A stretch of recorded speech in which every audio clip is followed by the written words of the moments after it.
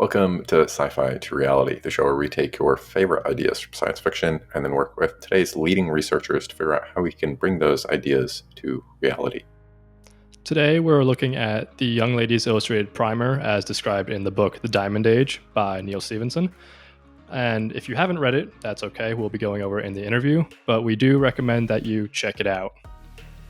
To help us understand the hardware for the Young Ladies Illustrated Primer, we brought on MIT's Neil Gershenfeld. And to give you a quick rundown of Neil Gershenfeld's accomplishments and positions, he is the director of MIT's Center for Bits and Atoms, where his lab is breaking down the boundaries between the digital and physical worlds, from quantum computing to digital fabrication to the Internet of Things. He's also the founder of the global network of over 2,000 fab labs in 125 countries, chairs the Fab Foundation, and leads the Fab Academy. He's also been featured prominently in media, from a few different TED Talks to the New York Times, The Economist, PBS, and CNN, to feature films like Big Hero 6 and The Minority Report. Having Neil on was great because he fixed a lot of flaws in our questions. He would see our overly specific questions about a very specific electrical component, and then he would see how that could allow us to explore in the interview specific areas of manufacturing or nanoengineering, which ended up being way more interesting and way further in depth than we could have gone if we had stayed focused on that one specific component. So ultimately, what that allowed us to do is really fundamentally see, not just for that specific component, but for how the entire fundamentals of the hardware for the primer in the Diamond Age actually came to be. With that, I am your co-host, Michael Hladky. And I'm your other co-host, Douglas Schoenholtz. And you are listening to Sci-Fi to Reality. First of all, you mentioned that you are familiar with the Diamond Age, you're friends with Neal Stephenson.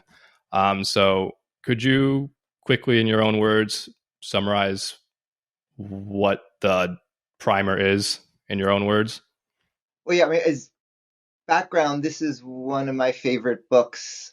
And when I first met Neil, I accused him of what I called anticipatory plagiarism, in that he wrote about things I was doing before I did it and kind of independently invented what we then went on to do. So he copied our work. He just copied it before we did it.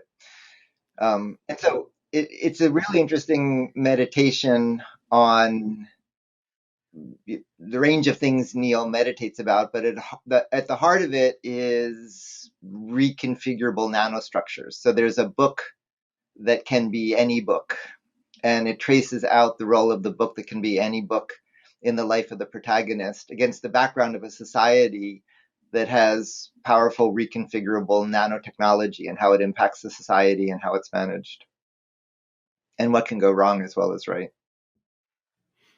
Right. So building on that, so we wanted to focus on the primer itself, the Young Ladies Illustrated Primer.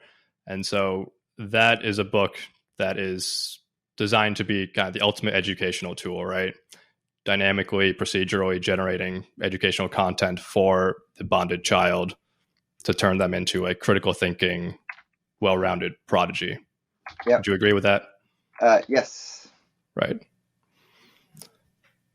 So we do want to really get into the nanotechnology that you kind of mentioned and how we can explore that and what that is going to look like. But for the primer explicitly, a lot of the functionality there could be run on something like a tablet. You could have a microphone with a camera on it, and that manages to observe some child's environment to be able to educate them and be able to take them through some psychological curriculum to try and educate them as effectively as possible. So although the rest of our questions are largely based on the idea of how we're going to actually build out that nanotechnology, make something like the book itself possible as it's described with its pages in the Diamond Age. One of the things that I was curious about would be, do you think it's possible to build something like the primer in the format of a tablet today, or do you think that there's going to be functionality there that's going to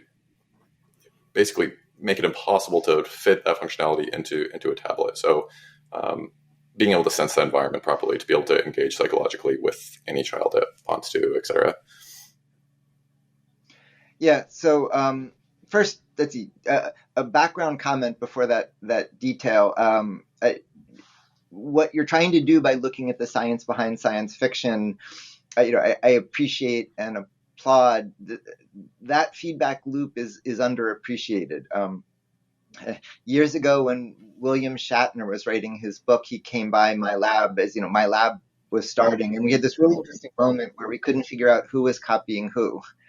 In that, a lot of things in Star Trek I was working on in my lab, and we couldn't tell was were we all programmed from watching Star Trek to work on these problems, or did sort of the science lead the storytelling to that? And so, the simple version is science fiction tells stories of science, and there's a few well-known examples of its leading, but there's a much deeper kind of feedback loop between the science and the fiction. And so, in that context for Diamond Age, as important as the primer is the world building Neil did. And so the world of the feeds and the replicators, and who has access to the means to make the primer. And in the book, a key plot element is the making of the primer, not just primer. And so I think it's really important to talk about the primer not as an isolated artifact, although we'll talk about it, but the world building around it. So then, to come into your question, years ago, I was approached by somebody who became a research scientist in my lab and then a faculty colleague at MIT, Joe Jacobson. And he had a vision of making beautiful printing. He had an optics and laser background. And he was struck that beautiful printing looks the way it does because of interesting physics. There's a property. So paper fibers are translucent, and paper is white for the same reason milk is white. It's not the color white. It's that there's optical diffusion. It's called mesoscopic scattering. So light comes in, scatters lots of time, and it's the math of diffusion and diffuses through the medium and comes back out. And so that's why a piece of paper can efficiently harvest light from the room and then illuminate the printing, unlike traditional displays. And so he wanted to invent a way to do that. And so he developed microencapsulated electrophoresis, where you make shells that contain light and dark particles with the charge, and you move them. And that became electronic ink. So that became the e-ink company that then became things like Kindle readers. And so that part about making a paper that can be any paper was what inspired Joe to do e-ink. And in fact, as one background, I was one of the science advisors on Minority Report. And Minority Report was very carefully grounded in the science for authority in the storytelling. It's very important to Steven Spielberg to not make stuff up. And so Minority Report was one of the first places in science fiction e-ink appeared. And so the page that can be any page, leading to the book that could be any book, was very much the motivation for e-ink. Now, at this point, there's been a huge amount of progress in printed electronics. So that includes both printing semiconductor nanocrystals you can anneal at a low temperature and printing semiconductors. And it's familiar in everybody's everyday life because of how OLED, organic LEDs, have won for your phone displays. And so at this point, the tablet I'm holding up, for all intents and purposes, is pretty close to what you'd need for a universal primer interface. It's an easily portable book thing that has a high resolution display that can display almost everything. And so in that sense, just the display and then this connecting to the cloud for information is a very long way towards what you need for a physical embodiment of the primer. I think what's more interesting about Diamond Age is the tablet I'm holding rests on a global supply chain to manufacture it with $10 billion fabs. How this got made in Diamond Age is really more the heart of the story. So I fully agree. I 100% think that is the more interesting piece of it. I wanted to make sure we took a moment there to I think there's going to be some people listening that they're going to be like, yeah, it's a cool piece of concept. But couldn't you just take a tablet? So I wanted to just touch it for a second to address folks that might think that you could just grab a tablet and build the primer in the tablet, and recognize that that's a possibility, but it's not necessarily the most interesting piece of it that we wanted to get into it. Part of what you were talking about there, though, was the paper in the Diamond Age. And one of the things that we wanted to get into a little bit is the computation that's in those pieces of paper. So in the Diamond Age, they talk about that you have dozens of distributed processors that are scattered in these sheets of paper, and the paper can do things like folding, and it can do what you're talking about with e-ink effectively, but on a piece of paper as we see it today. So given your experience with just physics in general and also manufacturing techniques and so on and so forth, could you talk a little bit about how you would expect us to get from something like an e-ink based tablet to something closer to that piece of paper, and like what it would take to actually get our manufacturing to a point like that? Yeah, so there's a couple big steps to go. So the current scaling path we're on with printed electronics has gotten very good. So printing a sheet of paper that contains computation isn't heroic given existing semiconductor technology. The biggest limitation it would be is the piece of paper can't change itself, and it can't make another piece of paper. It can only be the circuit that you printed on it when it came out of the 10 billion, when you mass produced it in the $10 billion fab. And so key to the primer is the malleability, the reconfigurability. It's not pre-built with a static processor. And so that unpacks to a whole bunch of things to talk about. So the modern architecture of computing is credited to von Neumann and Turing. And both of them wrote profoundly, but they didn't really write about that. And it's almost misattributed. And in fact, in many ways, it's a historical mistake in that Turing developed the Turing machine as a model of computation, but he made essentially a physics mistake in that in the Turing machine, the head is distinct from the tape. And that means, the means of processing are distinct from the storage of information for processing.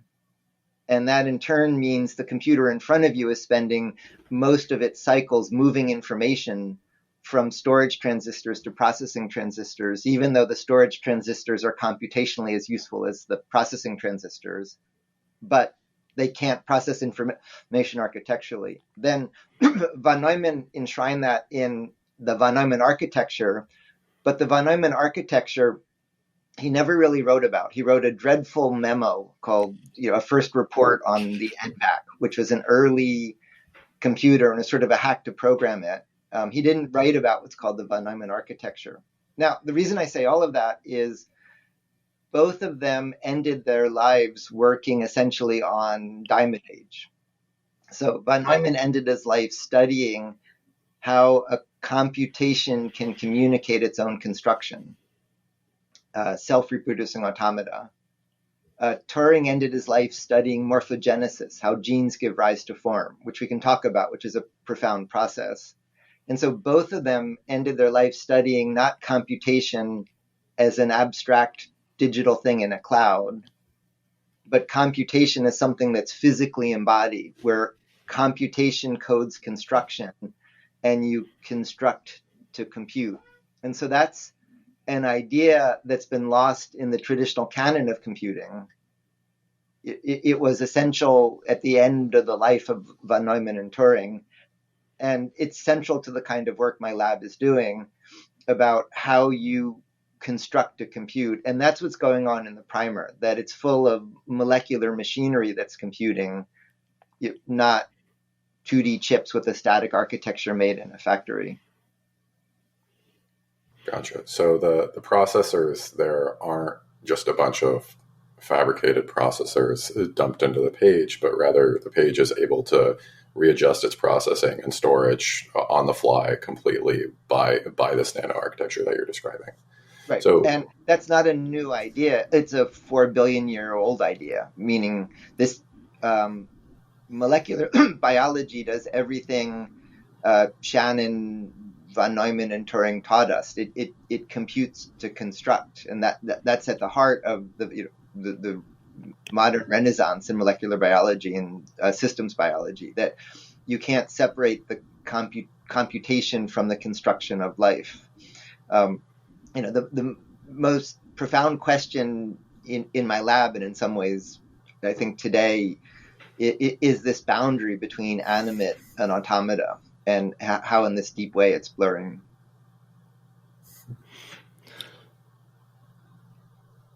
Okay, so in terms of these pages, when we're looking at blending this, compute with information storage, right? So you bring up biology, which of course DNA has all that information storage and creates life. I'm curious how you guys plan to actually accomplish this kind of computational architecture. Are you looking at DNA specifically, or taking inspiration from that? So we're working on what we've called digital materials. So to understand that, digital doesn't mean 1 and 0. Digital is a scaling property. One of the primary things Shannon showed was that I could talk to you as an analog waveform, as I'm doing now, and it would degrade with distance, or I could talk to you with symbols, and the computer between me and you is turning my voice into symbols, sending those symbols that you're then decoding. When you do that, if the noise is above a threshold, you're guaranteed to make mistakes. But if the noise is below a threshold, for a linear increase in the resources physically representing the symbol, there's an exponential reduction in the error to decode it. And there's very few exponentials in engineering. And so that's the most important one. That exponential scaling is what lets unreliable devices work reliably. So what digital means is discrete states that let you detect and correct errors. And the digital property appears in this scaling of fidelity. And so if you mix chemicals, you might get a part per 100 yield. When the ribosome, the molecular assembler that makes molecules, elongates a protein, it makes an error of about 10 to the minus 4. DNA replication is more sensitive, so it adds an extra error checking step that has an error rate of 10 to the minus 8. That's the exponential scaling of digital. But now it's in molecular biology. However, molecular biology is limited to biomaterials. So in digital materials, very analogous to digital communication and computation. So in digital communication, Shannon showed you can communicate reliably with an unreliable channel. Von Neumann then applied Shannon to computing to show you can compute reliably with an unreliable computer. In construction, what we're looking at is the physical analog is a discrete set of building blocks, reversibly joined, with constraints so that the global structure comes from the local geometrical constraints, with the ability to detect and correct errors in their assembly, join dissimilar materials, and unbuild as well as build. And so those are all the properties of digital, but now in building blocks. So that's not a new idea. That dates back 4 billion years to the evolutionary age of the ribosome. And it's exactly what Lego bricks do. When a child plays with Lego, the Lego tower is more accurate than the motor control of the child because of the constraints embodied in the building blocks. And so inspired by that, we've been looking at digitizing the construction of materials. And so on macroscopic scales, we've been doing that with composites. Today, to make a jumbo jet, you need tooling the size of the jumbo jet to lay up the composites. We showed by linking loops of carbon fiber this way, reversibly in cellular structures, we set the world record for the highest modulus ultralight material without pooling. Then we showed by having just a few part types, you can get a range of what are called metamaterial properties. And then we've been doing the same thing on a smaller scale to make micro robots, and a smaller scale still to make electronic systems. And so I buy digital components from DigiKey, and DigiKey stocks hundreds of thousands of types of resistors, of capacitors, of inductors, of connectors. Conceptually, those all have just 2 or 3 properties: conducting, insulating, resistive. And so in life, you're made out of an inventory of just 20 parts, the amino acids. And what's interesting about the amino acids is they're not interesting. They don't have extremal properties, just typical properties. They can be hydrophobic or hydrophilic, basic or acidic, but you can compose them to make the motors that move muscles and the olfactory receptors you use to smell and the synapses you use to think. In the same way, what we're looking at is starting with a very small set of building blocks that have properties like conducting and insulating and magnetic, and then having assemblers place them discretely, very much like micro Lego, and hierarchically building up technology that way. I'm part of a piece that's bonus material for the movie The Martian that looks at how you bootstrap a civilization on Mars. And historically, the assumption for what's called ISRU, in situ resource utilization, is you need the whole industrial revolution. You need DigiKey with 100,000 types of resistors. But what we're finding is what you really want to do is essentially create life in non-living materials, have these small set of composable building blocks, and then build up this hierarchical complexity. And so the work we're doing on multiple scales is discretely assembling building blocks. And at the heart of that is assembling the assembler that builds the building blocks. Wow, that is fantastic. All right, there's a lot to unpack there, but if we're going to take a couple steps back, did you say you've actually managed to accomplish building small robots that actually are built using this methodology? Yeah, so we can talk about self-assembly. We're quite, but we're almost there. But I had a student, Will Langford, did a really nice thesis on making an assembler of micro robots. And so a rigid part is just rigid. You can assemble them to make a static structure. A flexible part can bend. 2 flexible parts and 2 rigid parts does what's called parallel transport, where they move parallel to each other. 4 of those makes what's called a 4-bar linkage. And then a magnetic and an inductive part is a 1-bit actuator that can just make 1 bit of motion. 2 of those lets you, linked to the 4-bar linkage, lets you do circular motion. And then that in turn lets you do locomotion. And so the assembler placed the inductive, the magnetic, the rigid, and the flexural building blocks and snapped them together to then make a robot that could walk. Are there serious constraints on how far that scales, or does that in theory scale infinitely? So the scaling limit ultimately is on the small size. We've worked on shrinks of these.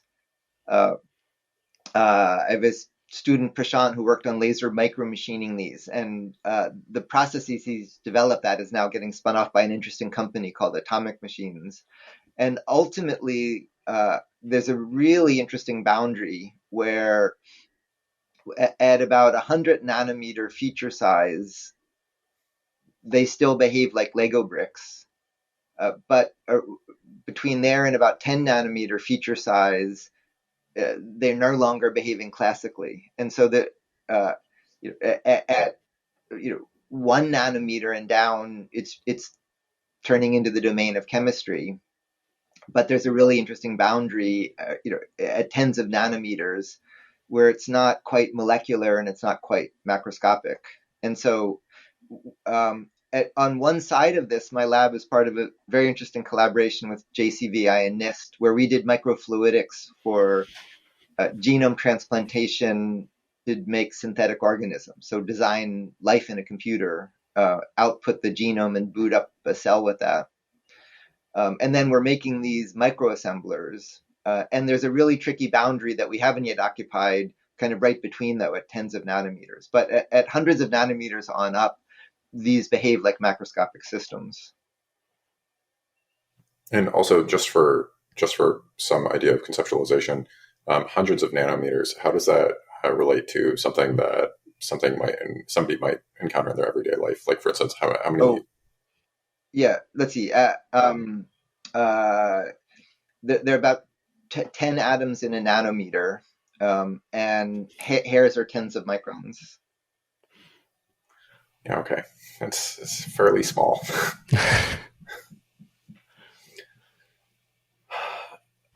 Okay, so with all of that context, then, how do we actually now take all that technology for building those machines, and how do we get to the point where we actually have a processor? So, although we want to steer clear of the very static von Neumann processing architecture, how do you get to a point where you can execute arbitrary code, even if the code is ultimately is abstracted down into hardware and moving these nano machines? How do you actually get to the point you can execute arbitrary code? Well, see, I would, to tighten that focus, executing code is a surprisingly low threshold. In nature, almost every system is computationally universal. You actually have to really lock it down to not be computationally universal. And that to be computationally universal, you need nonlinearity, you need persistence of state, and you need interconnect. And so my student Manu Prakash did a nice thesis where he developed microfluidic bubble logic, where he showed just the interaction of bubbles in a fluid can be designed to make a universal digital computer. So it's not hard to compute. And in particular, it's straightforward to design mechanical computers. A colleague at IBM, Charlie Bennett, for many years has studied and pointed that out. For the purposes of the primer, I would expect that to be a hybrid in the material. So one of the projects in my lab called DICE, Discrete Integrated Circuit Electronics, is looking at, instead of having a chip fab, so today a state-of-the-art CPU or GPU has billions of transistors, and it's made with giant projectors on 300 millimeter wafers. And in the DICE project, what we're looking at, and so that process can take years to go all the way through design to fabrication, and $100 million to do a full custom chip on that scale, and billions of dollars to develop a new GPU.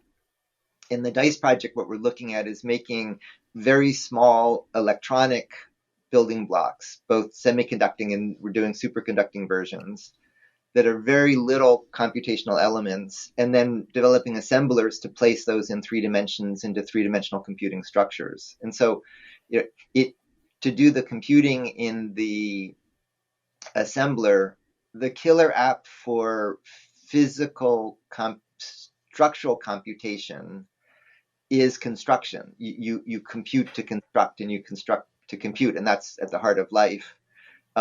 For the intelligence of it, in the same way that we have a brain with synapses, I would use the construction to. So biology doesn't have high electron mobility materials. I would use the assemblers to place logic components, and then build logic that way. And so it that's like traditional semiconducting logic, but the only reconfigurability today in semiconductors are what are called field programmable gate arrays, where you have an array of fixed elements and then you open and close switches between them. In this world, you actually get to physically change the construction of the computation, so that like an AI system can change its construction as it learns. Okay. That makes sense. To go through, okay, so you mentioned the you'd want to be able to actually place electrical components at an extremely small scale via this construction to compute and compute to construct methodology. Um, what I would assume that the massive fabrication technology that we have now to build things at an extremely small scale is you can design chips that are more efficient than the ad hoc method. Like, for instance, in a similar manner to 3D printing right now is much slower than injection molding, right? You being able to mass produce something, you get your economies of scale and you can build something much faster and more efficiently, most likely. So my question for you is, um, given some of these techniques, what would it take to get to parity, if you think it's possible, for having for something like construction to compute or compute to construct, compared to mass manufacturing techniques of today's processors? Yep. So right at the heart of that is the recursion. It can feel like we've been living through an AI revolution, but within the last few years, the number of ops per second of a state of the art large computer has matched roughly the number of ops per second in the brain. And so the real AI revolution is just the speed and size of computers have caught up with our brain. But if you look at the chip fab making the chips that go into the computer, and if you look at the number of features per second made in the fab, and if you look at you right now, your body running, your body runs about a factor of 10 to the 8 faster than the chip fab. There's a huge difference in fabricational complexity. And so at the heart of that is the ribosome is the molecular assembler that reads a transfer RNA and elongates a protein to build. And those are slow. They run at 1 hertz. So you make an elephant 1 molecule per second, but ribosomes make ribosomes. And so ribosomes ring up exponentially. And so a cell can have trillions of ribosomes. And so the exponential ring up of ribosomes making ribosomes, each running at 1 hertz, is what gives you a fabricational complexity orders of magnitude ahead of a chip fab. And so that's why in the work we've been doing in my lab, right at the heart of it is that recursion. So when Manu did the fluidic logic, we were aiming to make a fluidic ribosome. And that veered off into what became bubble logic. And Manu went on and used some of the physics behind that to make the 50-cent foldoscope that you might have heard of. But the scalability comes, there's order. So if you look at state-of-the-art manufacturing today, and any process, and then you look at biological manufacturing, there's almost orders of magnitude difference in the fabricational complexity because of that recursion. And so the heart of it is it all rests on assemblers making an assemblers. And in the diamond age, the most sensitive technology in the world Neil built, it isn't the book, it's the assembler.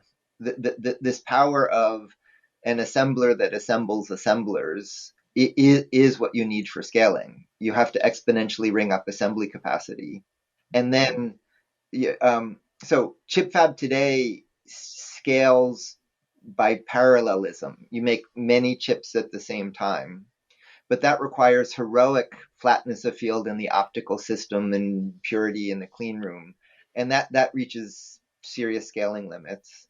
The real scalability comes with serial fabrication that can recurse, that can exponentially build itself. And so again, on multiple scales, my lab's been looking at robots that make robots to construct to be able to ring up manufacturing capacity. And that has multiple profound implications. One is you can build capacity on demand when you need it and ring it up, but you can ring it back down when you don't need it. And then another profound implication is trash itself is an analog concept. There isn't trash in a forest. The forest reuses the parts of the forest. Trash is materials that don't contain enough information to reuse them. If you're assembling, you can unbuild as well as build. And so my lab spun off Fab Labs to provide early access to these. And there's now thousands of these in 100 countries. But they're going down a path from using computers to make machines to making the machines in the lab to progressing from printing and cutting to assembling and disassembling to ultimately self-assembling. With all of these remarkable implications for democratizing the technology, for broader social impact. Many years ago, the idea of nano assemblers was pioneered by a colleague, Erik Drexler. And when I started this work on these discretely assembled digital materials, in a nice way, he accused me of cheating in that Drexler was looking at one atom at a time manufacturing.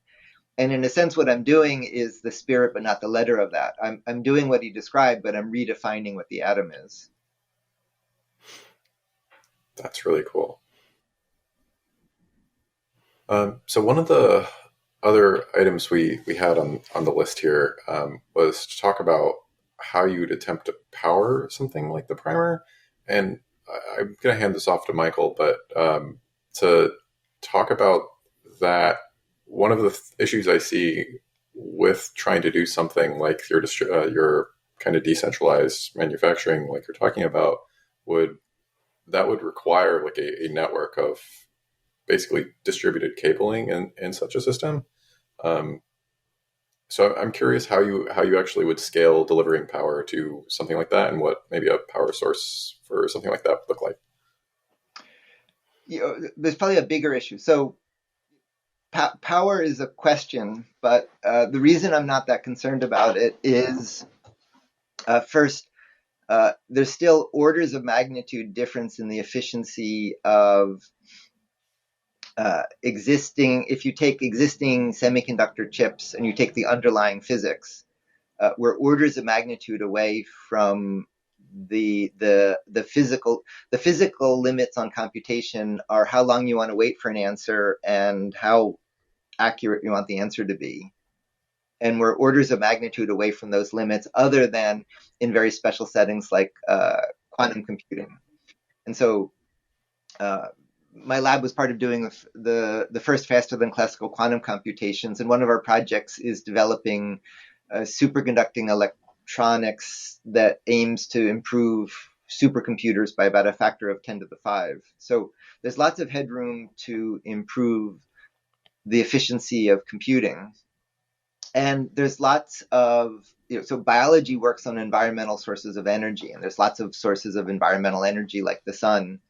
In the primer world, I would expect just recovering solar energy and rectifying inertial energy. And years ago, research scientist, now long since faculty member at MIT, Joe Paradiso, in my lab, made shoes that recover energy from walking, for example.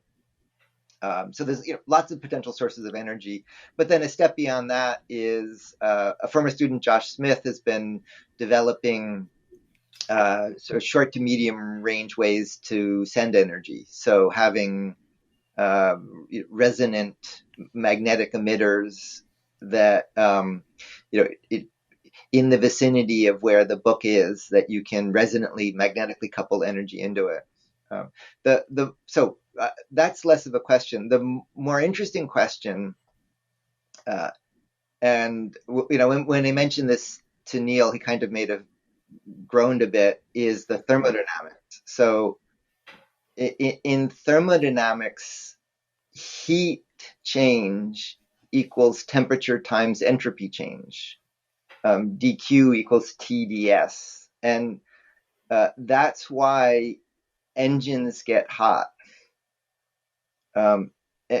Engines get hot necessarily because for the work of the engine, there's an entropy change. If that wasn't the case, you could make perpetual motion machines.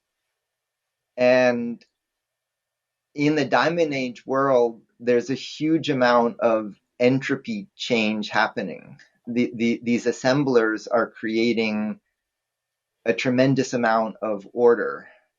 So, an IBM colleague, Rolf Landauer, solved a long-standing question of Maxwell's demon. Maxwell's demon is a little hypothesized atom scale entity that can open and close a door between two chambers.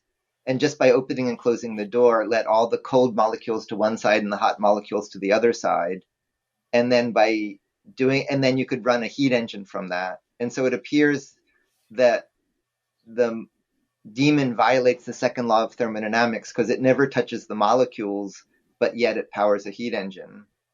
And Rolf showed that the demon, you have to include the demon's brain. And when the demon, as long as the demon remembers what it did, the system is reversible. It's when the demon forgets when it opened and closed the door that there's dissipation and there's necessary heat. And so reversible computing can be arbitrarily efficient. It's only when it becomes irreversible that you dissipate.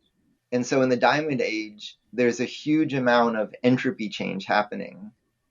And as long as if you're not remembering every step every assembler does through its whole life, you need to remove information, and that's dissipation. And a calculation I've been meaning to do, I've never done, and this is when Neil groaned, would be what is the thermodynamics of the diamond age world? And what I would worry about is you need a lot of cooling for these heat engines, for the dissipation implied by the not running them all reversibly. And so that is a much bigger question of the thermodynamics of that world. And so Neil sort of groaned and noted that that was a question he decided to not to punt for the book. But that would be the really interesting homework problem. So do you see, or have you looked into ways of doing that kind of heat dissipation and on a practical scale, like in real life with the work you've been doing? Yeah, well, let's see, there's Have you not run into that problem? we run into it in these discretely assembled electronics. One of the attractive features is you can interleave the heat transfer with the computing. And there's fairly well-known just fundamental material limits to the limits on dissipation. And so, this is just more of a question of, I don't think there's profound things to say about better ways to dissipate. It's understanding how much dissipation that world would include. Gotcha. So having cooling built into whatever it is that you're building. Well, into the whole world, understanding you have these feeds coming in and you have the assemblers, and there's a lot of entropy changing. And so the thermodynamics of that world. I would say, stepping back in thinking about, Neil got so much right in the book. I'd say there's maybe two other things he didn't really talk about. One is the design process, how you design things of that complexity. And another interesting one is the economics of that world. And there's interest, both of those are areas where there's interesting stuff now happening. So at this point, we are running a little bit short on time, and we want to make sure you have time to get to whatever the next thing is that you have to get to. We have a couple faster questions that I think we'd like to transition to. One of which you've mentioned a couple times now that you personally know Neil Stephenson. Could you just tell us how you know Neil? He's an interesting person I've met at places interesting people gather and through mutual friends. Another quick one. So as a professor at MIT, director of the Center for Bits and Atoms, founder of the Fab Labs, is there anything you would, in particular, that you think you would accredit your success to in creating all these or directing these organizations? Yeah, let's say one part of it is I never understood the difference between computer science and physical science. I never believed in that distinction. And it took me a long time to understand. My whole career is sort of built around that boundary. And I think, one of the core skills of how I work and my lab works is ready, fire, aim, not ready, aim, fire. If you get ready and then you aim, you fire, you can hit something you aim at, but there isn't room for surprise. So we get ready by doing homework. And then the way we work is a style of working where, in a sense, we don't think much about what we do. We just, having done our homework, we do stuff. But then we step back to figure out and learn what came out of what we did do. And so this ready, fire, aim style of working.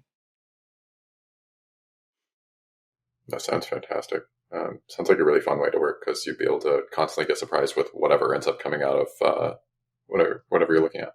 Yeah, it needs discipline. You have to do the ready and the aim part around the fire part. But yeah, it is a lot of fun. Let me suggest keeping an eye on time. There are two important things to talk about. So, one is design. Those are a leading comment. One is design, and one is the economics of the world. Sure. And so I can say a little bit about both of those. Yeah, that sounds great. So one of the problems I've been really interested in is if you can create exponentially complex systems, how you design them. And so this goes back to the last thing Turing was studying, was morphogenesis. And so you have 5 fingers, but nowhere in your genome is the number 5. What's interesting is in one of the oldest parts of the genome called Hox genes, there's a developmental program. And so it stores a sequence of steps that have to do with like climbing gradients and breaking symmetry. And at the end of those steps, you end up with 5 fingers. And so the reason it's done that way is most changes to the genome would be either inconsequential or fatal, but not interesting. So it's hard for a random search to discover flying from walking from swimming. The Hox genes curate a space for search where search is interesting. And this is very close to how machine learning works. Machine learning didn't improve ways to search, it improved representations of where to search. And so most engineering design, you design the thing. So if you wanted the primer, you would design the primer. And in the book, it talks about designing the primer. But in central to biology is this abstraction. You don't design the thing, you design the program that produces the thing. And you do that because the design space is too large. And so you need this curated subspace of developmental programs. And again, that's right at the heart of how machine learning progresses. But one of the things, and so my lab's been doing a lot of work on the math of morphogenesis, on the designing programs that design things, the design of design. And so I'd say, one of the things the book hints at, but is really filled out since it was written, is the role of the designer not to place the atoms in the assembler, but to come up with the goals and constraints on the assembler, and then the design of the thing that designs the program that then designs the thing. And that abstraction is essential to be able to scale to this order of complexity. For sure, because you can't no human would ever be able to finish anything if you have to place all the atoms individually. It's better to have the latent space and time. But in particular, it's the space is so large, you need to find within that a subspace where design can happen. And then I'd say a second thing is, again, these are comments on one of my favorite books that I adore, but it does assume a fairly traditional economic model, that there's a social hierarchy and there's work and business. And my lab spun off Fab Labs that are an early version of anybody being able to make anything anywhere. And what's been emerging from that is the notion that you need to work to have a job, to have money, to buy something, and you consume by picking things from a catalog, bakes in a lot of assumptions. And if anybody can make anything anywhere increasingly, it challenges those assumptions. So a colleague in Detroit, Blair Evans, has been working on models where in a fab lab, a third of the time is traditional economic activity, a third is post money, it's things like barter and exchange, and a third is for the good of yourself and the community, but not in economic terms. A really interesting version of that is we're working closely with Bhutan on fab labs. And for many years, Bhutan has been based not on gross domestic product, but on gross national happiness. And G&H doesn't mean they're all happy, but it means what they measure is well-being. Are you happy? Are you learning? Are you healthy? And the office that does it is a little scary. It's like the IRS in Bhutan, but they're not measuring your income. They're measuring your well-being.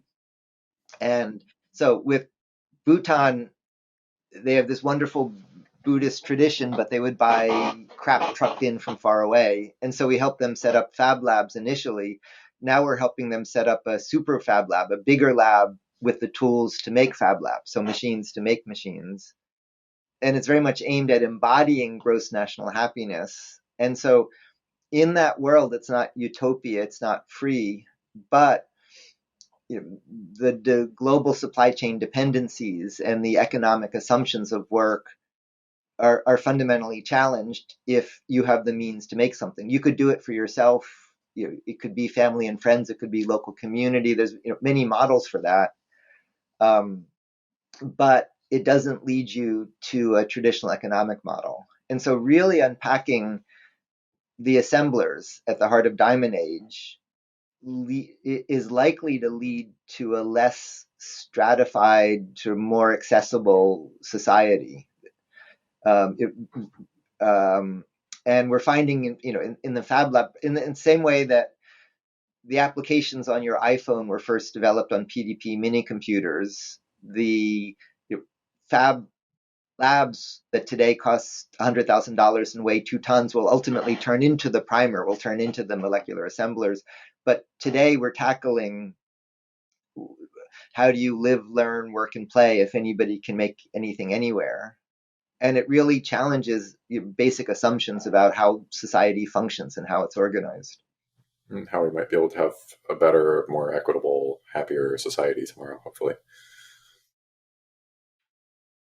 Right. And so, I think, in a sequel to the Diamond Age, one of the most interesting questions it is that the democratization. So you might wonder, opposing forces to the democratization, but there aren't really control points in this technology, is something we've seen happening. And so, an interesting question for the sequel is playing out that democratization and how it changes just basic assumptions about what is education, what is work, how society is organized. So I do want to just wrap up with a couple other quick things. So I'd be curious who you look up to, and who you think might have an interesting perspective on an idea as to. Well, okay, sorry. Before I dive into this, you'd mentioned design and economics, right? Do you feel like you touched on design and economics well enough, or should we circle back That's around fine. either of those? No. Yeah, just Cool. a few minutes left. That was fine. Yeah. Okay. Cool. So I'd be curious to know if there's anybody you would really like to hear their perspective on, like a piece of technology that you'd like to hear them dive into and imagine how the future might look if such a thing did end up getting built. So another a potential guest for our podcast, so to speak. Yeah, I would actually go in a very different direction would be the let's see, the economic output of businesses from MIT equals the economic output. It falls between India and Russia, which is a crazy number. And the reason I say it's a crazy number is MIT is a few thousand people at a time. There's billions of people on the planet. In the Fab Lab network, what we keep finding is exactly the same bright profile of inventive people in war zones and African shantytowns anywhere we go. A colleague, Benno, in Peru, grew up in the Amazon, and when he grew up, the choices were farmer, soldier, or terrorist, and he picked none of the above. And he's been working on fab labs in Latin America and a floating fab lab in the Amazon, right on the front lines of this question of revisiting how an economy works and tapping more of the brain power of the planet. And so I think one of the really interesting questions to explore would be, not so there's a kind of person I meet at places like TED or the World Economic Forum, where global elites gather, that's this teeny fraction of the brain power of the planet. And one of the most rewarding things for me in the Fab Labs is finding the density of bright, inventive people with remarkable ideas is orders of magnitude greater than what you see through those sort of peepholes, and how technology is starting to let us tackle more of the brain power of the planet. And in fact, an interesting offshoot of that is I did an unusual TED Talk in a collaboration with Vint Cerf and Peter Gabriel and Diana Reiss on an interspecies internet, on recognizing the cognitive power of non-human species on the planet, and starting to look at how we share the planet better with them. And so I think a good direction to explore would be not well-known superstars, but how technology is leading to being able to using more of the brain power of the planet. For sure. All right, we are pretty much out of time. The only other thing that we wanted to ask, Michael, do you want to actually take our final question here? Sure. Real quick, I guess just a couple words. Is there anything, any idea or any product, any person that you would like to promote, take this opportunity to promote? Oh yeah. Well, the one thing I would like to end with is my last book is called Designing Reality, and I wrote it with my younger brother Alan, who led the biggest video game studio, Activision, and my older brother Joel, who led the National Labor Relations Organization. And when I would talk about what we spent the last hour talking about, a typical audience I was speaking to would clap and think that's exciting and visionary, and Joel and Alan would groan, because they would think I'm being hopelessly naive, not about the technology, but about how it plays out in society. So Gordon Moore got what came to be called Moore's laws right, even though he never called it that, but he didn't anticipate spam and fake news and income inequality. And so in the book Designing Reality, we trace out the technical roadmap, the ideas behind what we spent the last hour describing. But then Joel and Alan look at, rather than waiting decades for the equivalent of spam and fake news and income inequality, how we can shape how it plays out in society today. And so I would suggest that as a resource to follow up on this conversation. And that's a wrap. So thank you so much for listening to our show, Sci-Fi to Reality. You can find our show, if you're interested and want to listen more, on YouTube, SoundCloud, and Apple Podcasts. We will also be posting show notes and transcripts and any other relevant information on our website, sci-fi-to-reality.com. So thanks a ton for listening, and hopefully we'll see you next time.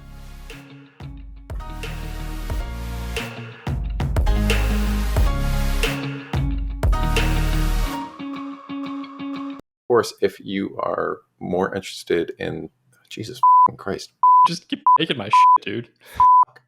Okay. All right. Okay, that's it. Okay, that's it.